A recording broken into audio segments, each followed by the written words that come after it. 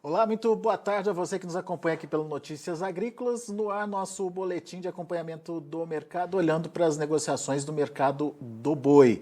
A gente começou desde os casos de vaca louca atípica aqui no Brasil, com o embargo conhecido por parte da China. Isso fazia parte do contrato, enfim, a suspensão era automática. Depois apareceu aí a questão da Arábia Saudita. Agora, mais recentemente, a gente ficou sabendo também que outros países, como a Rússia, o Egito, o Irã, também suspenderam ou acabaram aí selecionando, né, o que eles queriam em relação aí à carne bovina brasileira. Afinal de contas, como é que está essa situação hoje? Quais são os países que realmente estão sob embargo?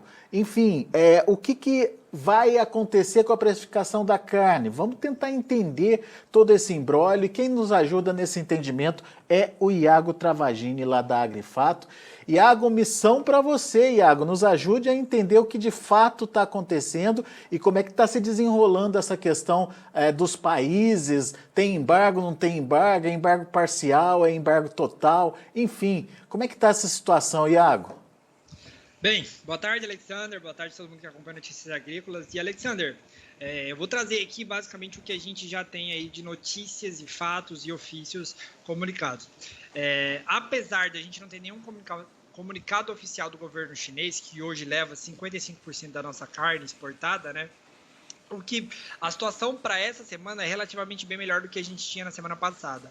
Há um rumor e informações extras oficiais que nos fazem crer que há sim a previsão de que a China volte a comprar carne bovina e suspenda a suspensão a partir da próxima semana aí da próxima semana de setembro, né? Então, mesmo com o feriado chinês ali a partir do início da semana, há sim a expectativa de que a China volte a comprar a carne bovina brasileira nessa terceira semana, quarta semana de setembro. Acho que é quarta semana de setembro. Então, sim, no caso mais preocupante, que é o chinês, a gente tem sim uma previsão de volta. A Arábia Saudita, que já tinha declarado suspensão de 5 estabelecimentos em Minas Gerais, voltou a comprar a partir de hoje também desses 5 estabelecimentos. Então, a suspensão saudita já saiu. No caso do Egito, a gente também tinha uma suspensão a partir do dia 6 de setembro e ficou ali até o dia 14, o comunicado extraoficial e do próprio governo egípcio é de que a suspensão deixaria de ocorrer a partir do dia 14 de setembro.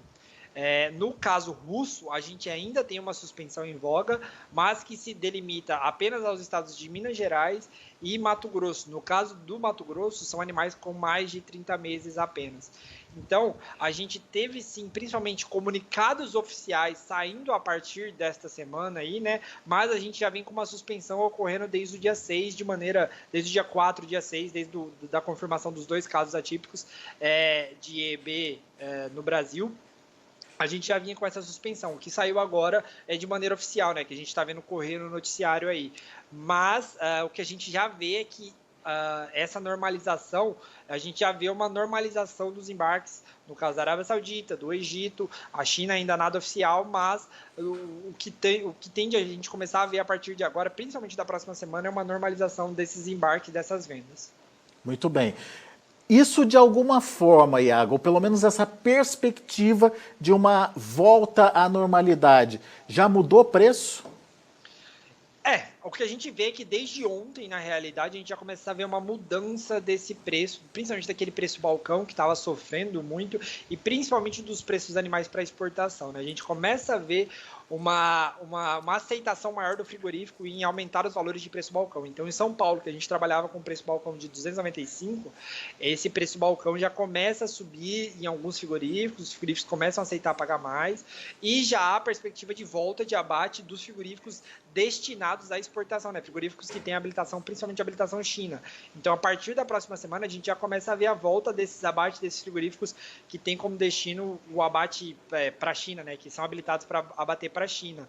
Então, com essa volta, a gente já vê uma melhora de preço. Então, a referência do balcão, que era 295, já começa a vir a 300, 305, demonstrando que talvez o fundo do poço para carne, para o boi gordo no mercado físico paulista, já tenha passado. Eu acho que ainda a gente vai enfrentar muito ruído até o final do mês, muito choque de informação, né? Porque existe essa assimetria de informação no mercado, mas a tendência é que a gente veja uma normalização tanto desse preço quanto dos embarques de carne bovina a partir aí da próxima semana e principalmente do mês de outubro, eu diria. Agora, Iago, para esperar pelo mercado, digamos assim, os frigoríficos adotaram a estratégia de suspender os abates. E, teoricamente, foram consumindo o que eles tinham ali já escalados, né? E isso fez as escalas recuarem bastante.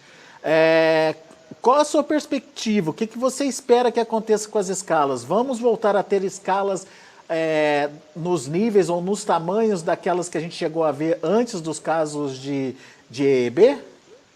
Então, a gente estava com escalas ali, chegou em São Paulo a bater 14, 15 dias de escalas comprometidas, né, durante o mês finalzinho do mês de agosto.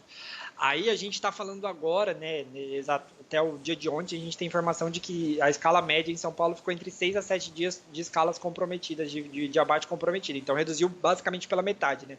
Particularmente com essa normalização, hoje a gente fala de uma oferta represada, mas também uma demanda represada, né? A gente tem as vendas de exportação represada, então os países que compravam do Brasil deixaram de comprar, não tem muitas opções de originação hoje no mercado a um preço tão atrativo e num volume tão atrativo como o mercado brasileiro pode oferecer. Então a gente tem uma demanda externa sim represada, ao mesmo tempo que a gente tem essa oferta represada, né? Afinal, o produtor deixou de vender ele. Muitos dos produtores que não estavam com a corda no pescoço, que não tinham abate para fazer, que não tinham essa previsão de abate, eles postergaram as vendas mesmo. Então a gente tem do mesmo lado uma oferta represada, mas uma demanda represada. A tendência natural é que quando a gente tiver essa normalização, particularmente a gente acha que essa escala de abate volte a subir, mas não aos níveis pré-EEB. Eu acho que dificilmente São Paulo vai bater os 15 dias de novo de escala comprometida.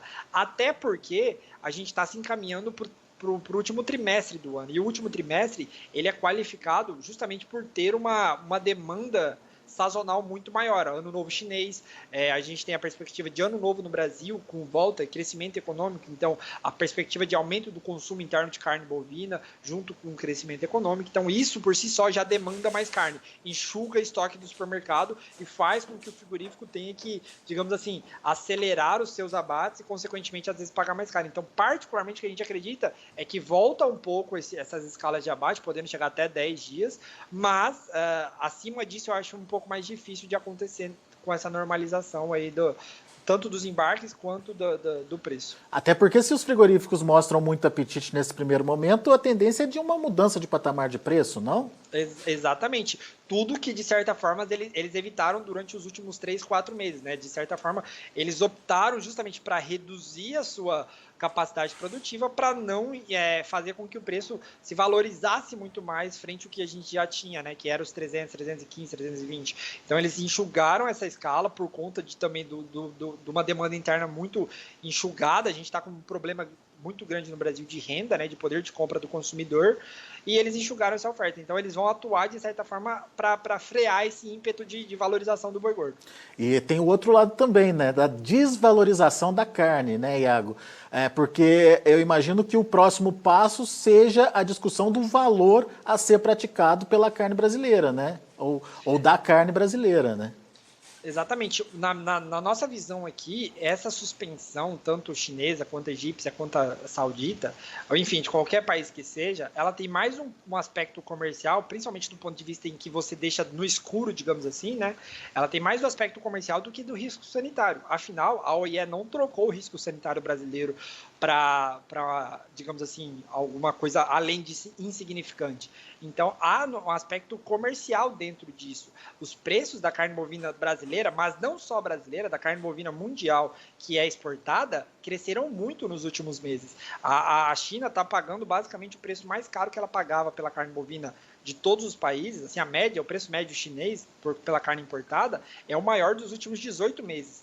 Então, isso é como se caísse no colo dos compradores de carne bovina brasileira uma oportunidade para você deixar o suspense no ar e pressionar para preços, digamos assim, pressionar para eles terem preços menores, né? Para a gente vender a preços menores. Então, caiu no colo deles para o poder de barganha estar do lado deles agora, entendeu? Pois é, mas qual é o tamanho desse poder de barganha, Iago? Eu pergunto isso porque basicamente é o Brasil fornecendo carne, né? Exatamente. Então, e é por isso que, de certa forma, a gente enxerga que esse embargo não duraria tanto tempo. Por quê? Porque a China hoje, 40% da carne que chega na China vem do Brasil. Isso era o número antes da suspensão lá do governo argentino, né, de reduzir pela metade os embarques. Então, provavelmente, o Brasil subiria ainda mais nessa porcentagem. Então, a gente estaria falando de 42% até 43% da participação brasileira no mercado chinês. Outros mercados, como o egípcio, o árabe, o saudita, a própria Indonésia, a gente tem uma importância muito grande dentro desses mercados. Então, você tem uma margem para negociar, mas a partir do momento que você deixa de comprar, falando por parte desses países, você tem um problema de criação de vácuo de oferta que começa de novo a pressionar de maneira até mais intensa o preço da carne bovina interna nesses países. Uhum. Então, existe um limite para isso. E aparentemente esse limite começa a ser enxergado e visto como a partir da próxima semana, e por isso a gente pode ver talvez aí a partir dessa próxima semana uma volta dos embarques. E você estava me falando, né, que a decisão da Argentina de reduzir a participação dela nas exportações abriu um espaço até considerável, né, em termos de volume a ser exportado, Iago. Exato. No caso o argentino, né, a Argentina desde junho já vem reduzindo em cerca de 40% a 45% de seus embarques totais, para a China também nesse nível. Então a gente estaria falando de no mínimo aí 20 mil toneladas, em torno aí de 15 a 20 mil toneladas que precisavam ser preenchidas por alguém. O Uruguai estava preenchendo bem esse montante, mas o Uruguai não tem poder de volume para preencher isso. O Brasil, em agosto de 2021, já havia preenchido esse volume, afinal a gente exportou 105 mil toneladas em agosto de 2021 para a China somente, né? Então já é um recorde de exportação só para a China. E eu diria também os Estados Unidos entrou nessa onda, digamos assim, de entrar nesse vácuo argentino. Então, de certa forma, a Argentina abriu um espaço para os outros compradores, para os outros vendedores de carne bovina surfar e conseguir até mesmo preços melhores aí. Muito bem. Agora, um outro fator que eu queria ouvir a sua análise. A ideia é que os abates sejam retomados, inclusive você citou que em alguns frigoríficos esses abates já voltaram ao normal, ou estão começando a voltar ao normal. No entanto, tem aquela carne que teoricamente ficou estocada e que justificou inclusive a manutenção do preço da carne no atacado aqui no Brasil. Não teve aquela enxurrada de carne que iria para exportação no mercado interno. Essa carne pode ser um complicador aí? Então, Alexander, com a volta desses embarques, particularmente a gente acredita que não. Essa carne ela iria sair normalmente, a gente não teria um grande complicador de oferta de carne que seria exportada voltando para o mercado interno. Essa carne hoje ela está estocada, digamos assim, ela está destinada justa e exclusivamente para esse mercado chinês e para os outros mercados internacionais, obviamente, no sentido de que eles seriam atendidos por esse excesso de oferta que está lá estocado, né? É uma carne destinada a esses países. Então, a partir do momento que eles têm uma demanda represada, essa demanda seria atendida por essa carne que já está chegando lá, que já está estocada. O grande porém e o grande problema hoje que a gente enxerga é da carne que tinha o certificado sanitário anterior ao dia 3 de setembro e que foi embarcada depois do dia 3 de setembro e que está no mar nesse momento. Então, a China pontuou isso, o GAC, né, que é o ministério lá da China, pontuou que eles não aceitariam carne que fosse embarcada depois do dia 3. Isso, eles soltaram esse comunicado no dia 10 de setembro. Então, existe um vácuo aí de carne que foi embarcada entre o dia 4 e o dia 9, que teve carne embarcada, mas que, assim, ela não deveria ter sido embarcada. Então, o que pode acontecer é a gente falar em torno de 20 a 50 mil toneladas que estão no mar com destino à China nesse momento, que pode bater lá na China e voltar. E esse seria o grande problema. Além do prejuízo gigantesco para quem está comercializando essa carne, a gente falaria de uma carne que chega lá e volta. Isso seria muito complicado para a gente aqui no mercado interno. Então, poderia ser 20 a 50 mil toneladas que voltariam para o mercado interno, causariam um excesso de oferta. E ninguém sabe o que vai acontecer com essa carne ainda. Muito bem. Então, essa carne que está no navio nesse momento é o grande dilema nesse momento para a gente entender a questão da precificação. Primeiro da carne, porque se ela voltar para o mercado interno, você pode ter uma enxurrada de oferta e uma pressão no preço, e isso pode respingar na valorização da arroba. Exatamente. Se a gente tiver esse ponto aí dessa carne voltando, né? São 4 dias úteis de embarque que teve com essa certificação sanitária, mas sem poder ter sido embarcada, a gente estaria falando aí de um volume relativamente grande de carne que foi embarcada sem poder, entendeu? Então, isso poderia causar um excesso de oferta no mercado interno e o preço, consequentemente, da carcaça reduziria e respingaria sobre o boi, obviamente, né? Muito bem. Esse é um cenário, uma possibilidade que a gente tem que esperar para ver o que vai acontecer. Mas diante de tudo o que está acontecendo agora, qual que é a sua leitura? Teremos possibilidade de voltar aos patamares pré-EB? Então, Alexandre, a gente enxerga que sim. Principalmente ali a partir de outubro, meados de outubro, a gente enxerga que com a normalização das exportações, o preço do boi gordo, principalmente em São Paulo, ele voltaria àquele patamar ali de 310, 315, com essa normalização dos embarques, né? A gente tem sim capacidade para voltar a esse nível. Eu acho que o que a gente vai ver, obviamente, vai ser muito ruído entre o que a gente já tem visto desde o dia 3 de setembro, na verdade, desde o dia 31 de agosto até o final do mês de setembro, a gente vai ver muito ruído, muita especulação, mas com a normalização acontecendo, a gente tem total capacidade de voltar para o patamar que era antes, digamos assim, né? De 310, 315 reais para a arroba do boi gordo. E a gente está comemorando a possibilidade dela voltar ao patamar, sendo que poderia ser um momento de incremento de preço, inclusive, né, Iago? Exatamente.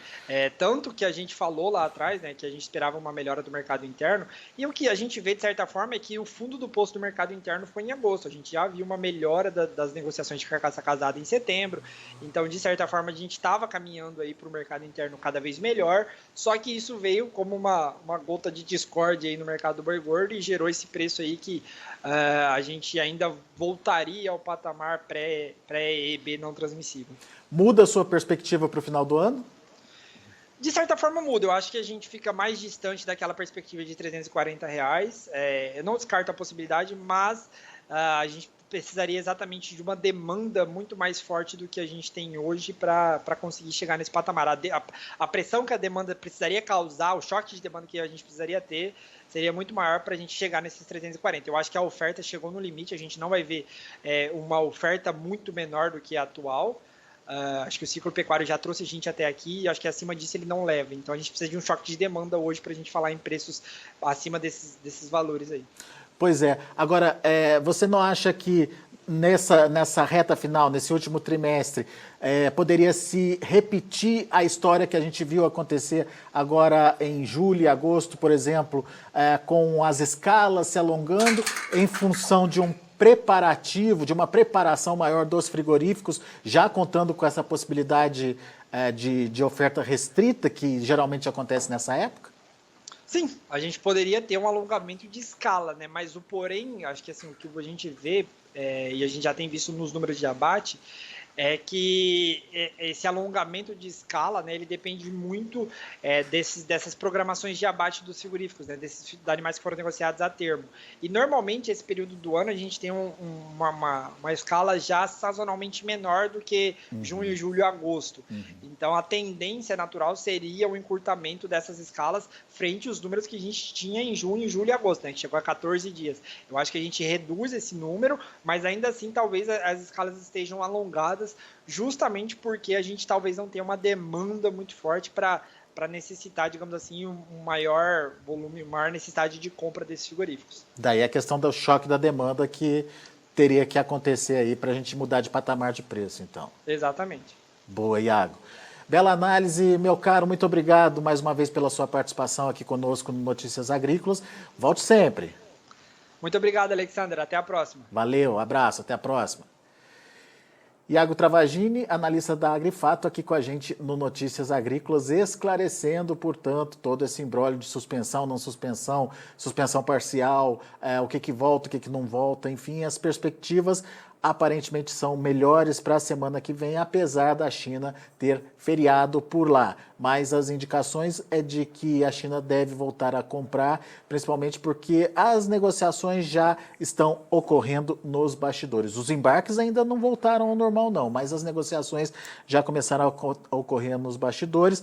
A Arábia Saudita já suspendeu a suspensão e o Egito também já deve voltar às suas compras normais aí do Brasil, pelo menos em ofício extraoficial, já tinha aí uma expectativa de volta das compras à normalidade. Rússia ainda está lá sem a sua com o seu embargo mantido, mas é um embargo parcial. A Rússia ela não está comprando carne dos frigoríficos de Minas Gerais e, no caso do Mato Grosso, compra apenas carne vinda de animais com menos de 30 meses. E o Irã que, enfim, não tem uma representatividade muito grande na nossa balança comercial, né, na nossa demanda por carnes bovina brasileira.